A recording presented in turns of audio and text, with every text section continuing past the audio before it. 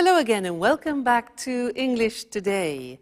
And this is DVD 15 and the third DVD of your upper intermediate level. And in this DVD, we'll begin with another 2 episodes of our story, That's Life, followed by our special TV programs where we'll be talking about the option of working in retirement. And then our sports expert will tell us about sumo wrestling, fat and fast. Then in the grammar section, we'll learn how to use a grammatical form called the causative have, and also how to construct the past perfect tense. All right, so happy viewing.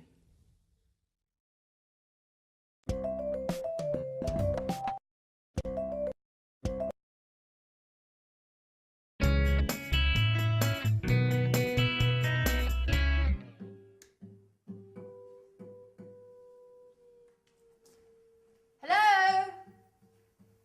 Anyone home? Anne, it's great to see you. Hi. Oh, you look great. Oh, thank you, Paolo. You look well yourself. And this house is so untidy and so dusty. I know. Let's give this place a good clean. The others will be here in a minute. Let's get started straight away.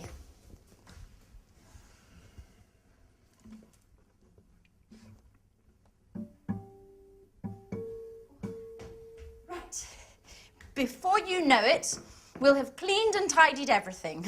You haven't changed, Anne. Cleaning, dusting, tidying. It's just like when we were at university. Can't you think of anything else? Oh, look who's talking. Always strumming away on your guitar. Come on, Paolo. Don't be lazy. Oh. Come on, let's get started.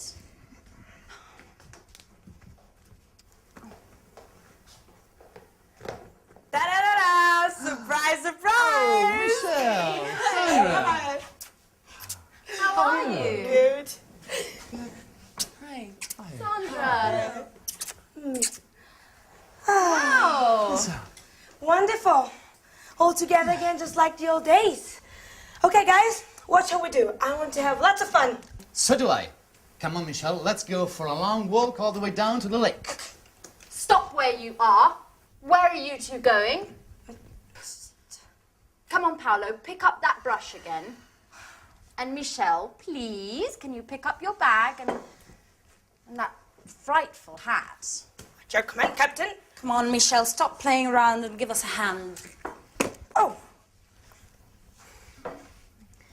Oh, this detergent is made by Syntax, the American multinational that makes household cleaning products. I refuse to use this product. You know I hate multinationals. But it's just all detergents are made by multinationals. How are you supposed to clean a house if you refuse to use them? You guessed right. I never do any cleaning. My flatmates look after that. Oh, I see. So you arranged to have your flat cleaned. Michelle, you're just like Paolo. Look what a mess this house is in. If it weren't for us. If it weren't for you, I'd be chilled out playing my guitar. None of your forced labor. I see, we spend most of the time of this holiday cleaning. And I'm starting to wonder if this holiday may have been a mistake. Oh, come on, Paolo, stop complaining. You'll be happy to see this place all spick and span. Sandra, I've already dusted that. Oh, really? Yes. Are you sure you cleaned it properly? Because it doesn't look very clean to me. Mike! Hi! What's going on here? Are you my old college friends or workers from a cleaning company?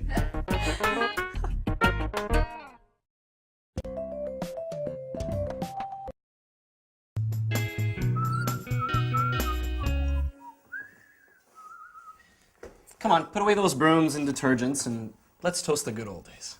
But Sarah's not here yet. That's odd. She should be here by now. She said she'd be here just after lunch. That's right. And she's the one who organized this reunion. Am I wrong? Or are you talking about me? Oh, Sarah, at last! Oh, don't get up. So, everybody ready for the toast? Yeah. Well, actually, I'm really tired. I need to lie down. Oh, Sarah, don't be a spoil sport. We have been waiting for you. Come on, ladies! Wow, Anne's looking more beautiful than ever. Don't tell me you still think about her. So, I propose a toast to our college days together. Yes. And to this wonderful holiday. That's right. Cheers. Cheers.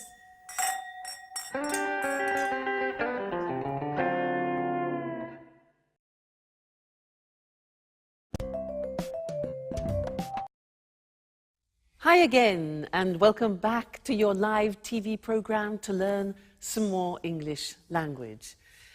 Now, in that last episode, Anne was quite surprised that Michelle doesn't clean her flat herself. In fact, she said, I see, so you arrange to have your flat cleaned.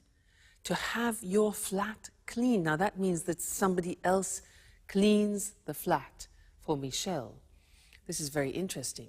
Well, in fact, that's what I do too. I don't clean my flat myself. Somebody cleans it for me. So I have my flat cleaned every 2 weeks. Now, this is an interesting grammatical form because we use it when we talk about services. We talk about other people who offer us services. Let me give you another example. Hair. I don't cut my hair myself. It's too difficult. I can't do the back. So I go to the hairdressers, and that's a service. So I go to the hairdressers and they cut my hair.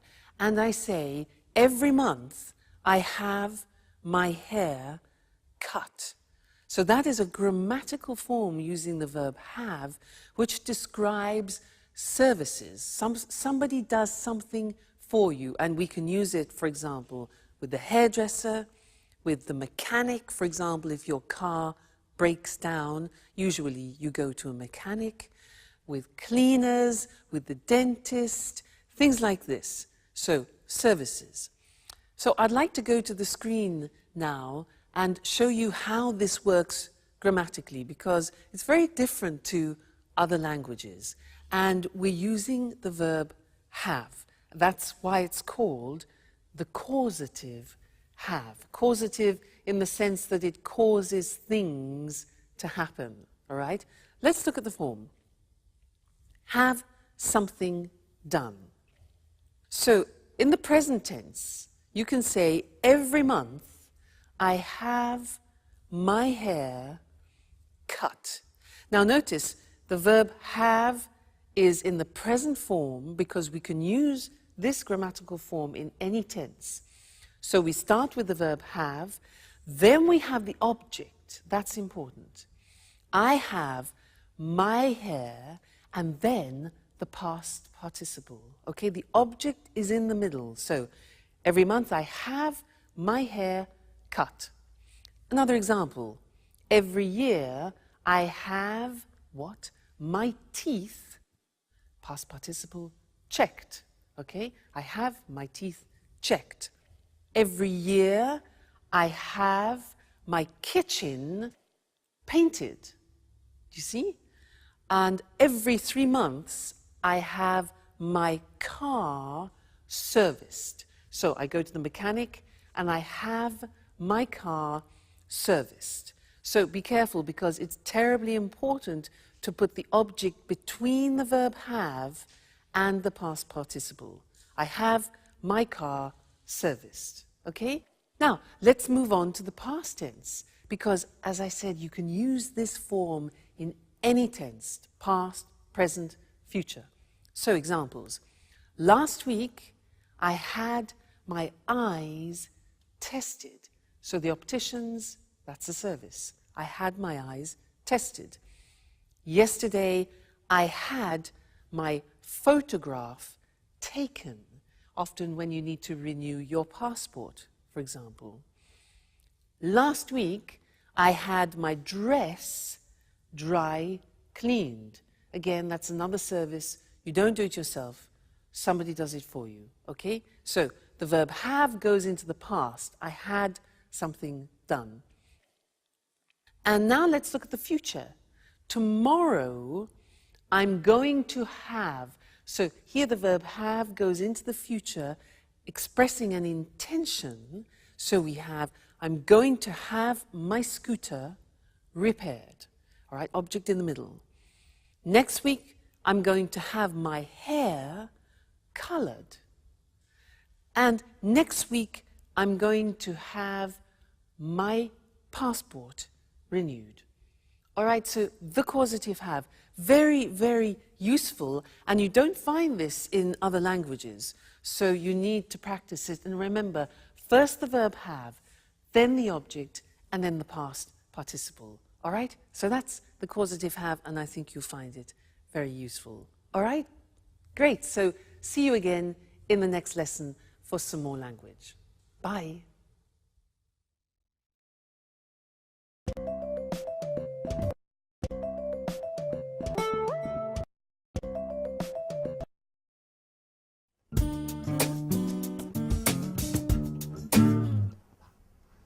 Life's hard for musicians, you know, Mike. Sample recordings, auditions, the odd performance, but never anything serious. Always waiting for the big break. You know, Paolo, I think no one has understood your talent yet. You'll see. You'll be successful one day. I certainly hope so. I need to make money somehow. Why don't you get a job? Something, until you make it as a guitarist. What would I do? Working in a bank like you? No, that's not for me. It's not as if there are only banks to work in. There are other jobs you could do. I know, I know. I worked in a supermarket last year. What was that like? Oh, well, I didn't get up all the time. And the alarm clock at dawn. I did it for 3 months. Oh, no. Normal jobs are not for me. I am an artist. What are you talking about? About work. Oh, by the way, Sarah, how's your pub coming on? Just a minute, what was it called? Blue Moon? That's it. You do it on purpose, don't you? Making things worse. With that sarcastic tone of voice. You like making fun of me. You're horrible. But what did I say? What? Didn't you know? Sarah's pub burned down 2 years ago. The insurance hasn't paid. They say the fire wasn't an accident. Sarah's lost everything, including the sense of fun she used to have. Man, I really messed up. I didn't know that had happened. We spoke at Christmas, but she didn't say the pub burned down. You don't know what Sarah's like. She doesn't like to speak this thing. This experience has really changed her. And I think this holiday will be good for her. Hey, what's going on?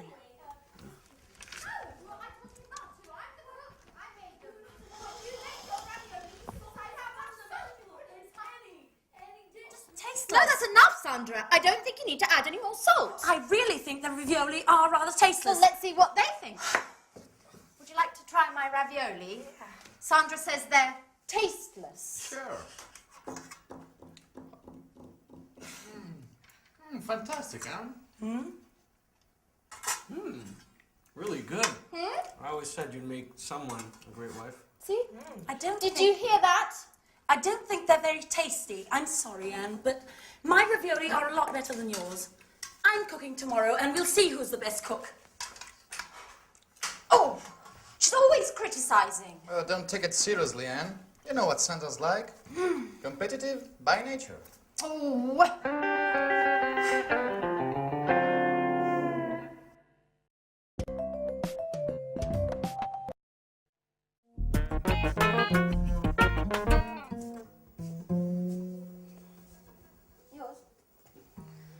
Okay, guys, let's have a chat.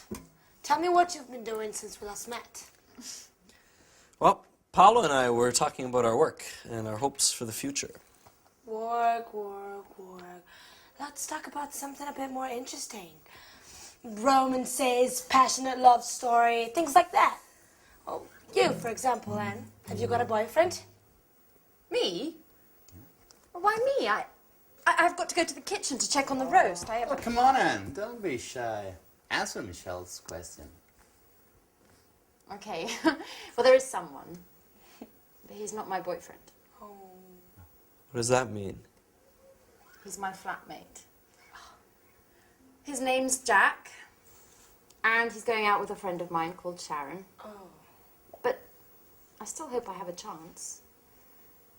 I really do like him. And I think about him all the time. Are you in love? Maybe. Yes. Yes, I think I am. Wow. I adore passion and tormented love stories. I've really got to go now and check on the roast. It'll be burning. Michelle, can you come and give me a hand? And then come and tell the others that dinner's ready.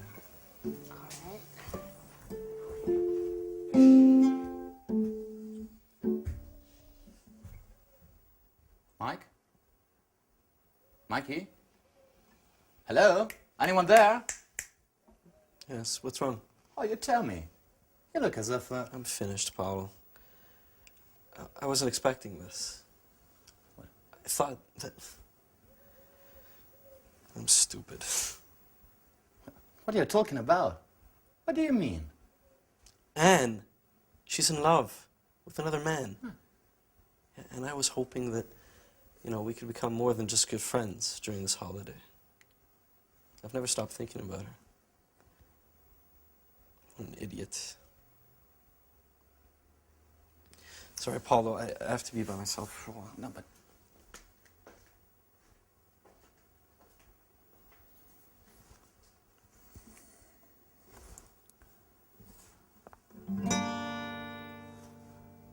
Beautiful girl with brown eyes.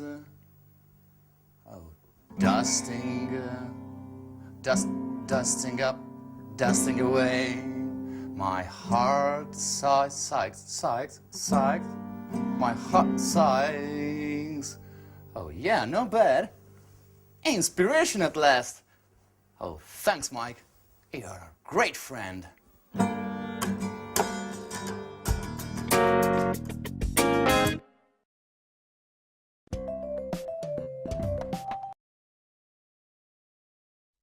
Hello again to you and welcome back. In that last episode, Sarah was in a bad mood. There's always a reason why somebody's in a bad mood, and she had a good reason. Do you remember what happened? Yeah? I'll read it to you so you do remember, because it's useful for us. It introduces a new grammatical form which I want to teach you. Paolo said, when she arrived, the place had burnt down.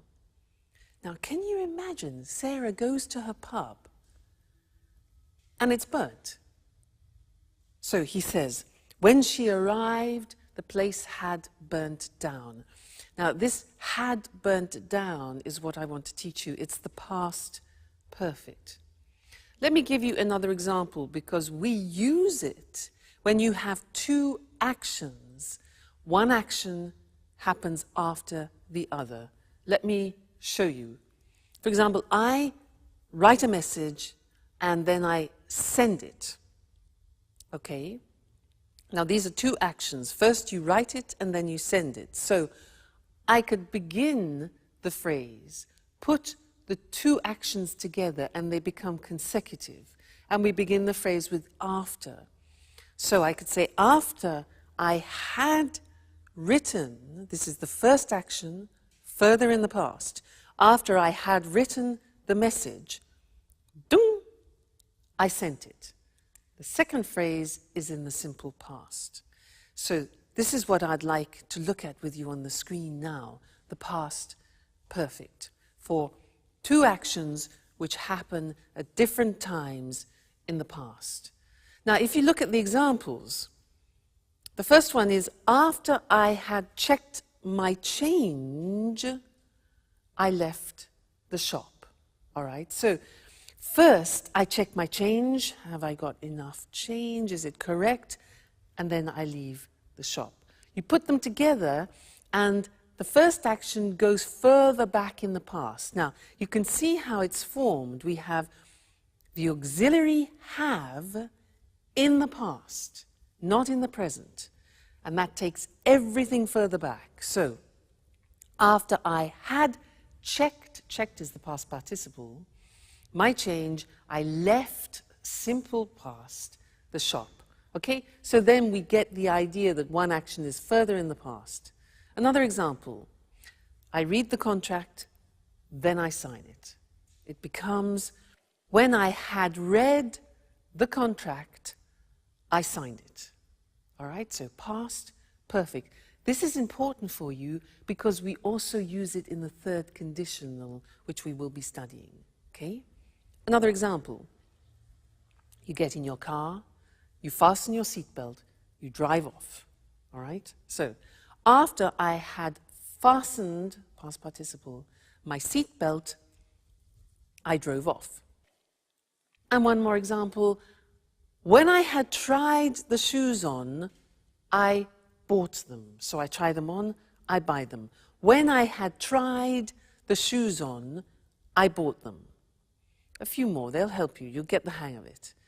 After I had checked my ticket, I went to the airport. So first I check my ticket, then I go to the airport. And the last one, I read the instructions. I have a new machine, so I read the instructions, and then I turn it on. So after I had read the instructions, I turned the machine on. All right, so that is a new tense. It's called the past perfect, and it's formed by putting the auxiliary have in the past tense, followed by the past participle. And this is actually very similar in many other languages. So I don't think it's going to cause any particular problems for you. All right? And we'll look at that again in the conditional form, conditional number 3. Great. So have fun and take care. Bye.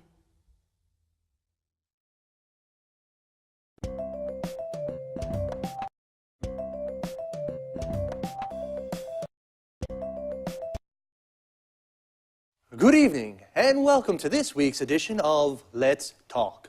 In the studio with me, as always, are our commentators, Marie and Tom. Good evening, everyone. Good evening. I'd like to start our discussion this evening with some personal questions. How old are you? Are you nearing retirement? Are you already retired? Perhaps you have your working life ahead of you. Anyway, one thing is for sure. The meaning of the word retirement is going to change in the future.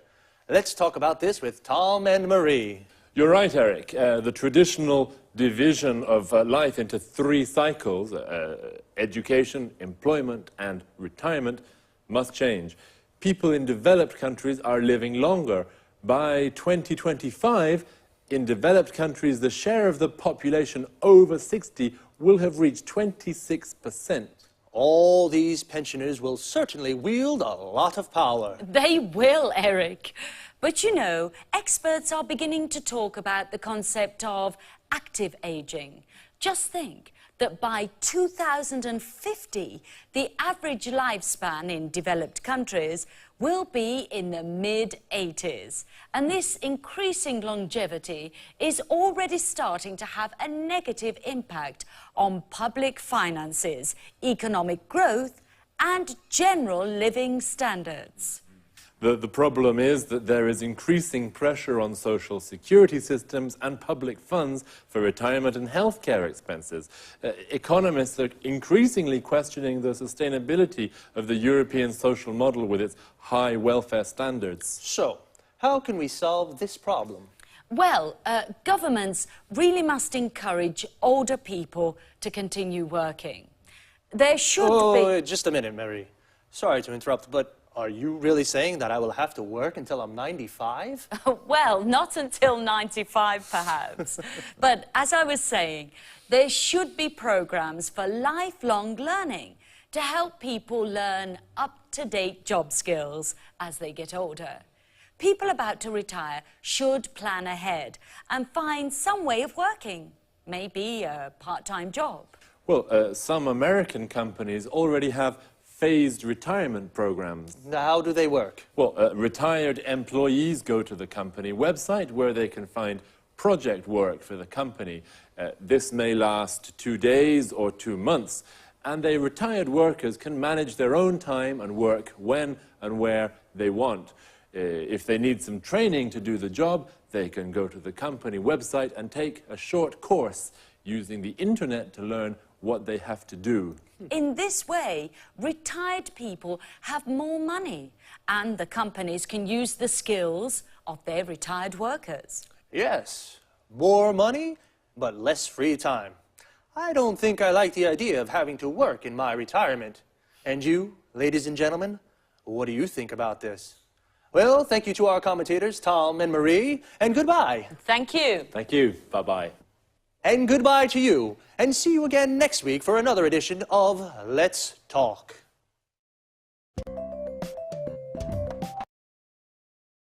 Well, today's discussion was about how retirement will change. Retirement is when people stop working. The retirement age in European countries is around 60. We say a person retires. To retire means to stop working. And a person who is retired is a person who has stopped working. They are called pensioners. A pensioner is a retired person who receives weekly or monthly payments from the state. The money a pensioner receives is called a pension. So why and how will things change in the future? The average lifespan is increasing.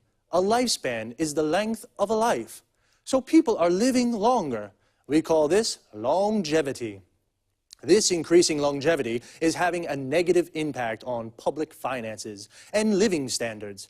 Public finances are the money a government has to spend on its services. And living standards are what we call the general level of life in economic terms. There is more pressure on social security systems in Europe. A social security system of a country is the system of a country has to support the members of its society. For example, sick, unemployed, or retired people. Economists, these are economic experts, question the sustainability of the European social model. That is, the social security systems of European countries. The sustainability means the ability to continue doing something. Because welfare standards in Europe are high, welfare is the economic assistance a government provides for people in need. So, people need to plan ahead. To plan ahead is a phrasal verb. That means to make plans about something that will happen in the future. Well, that's all from me. Take care, and I'll see you next week for another edition of Let's Talk.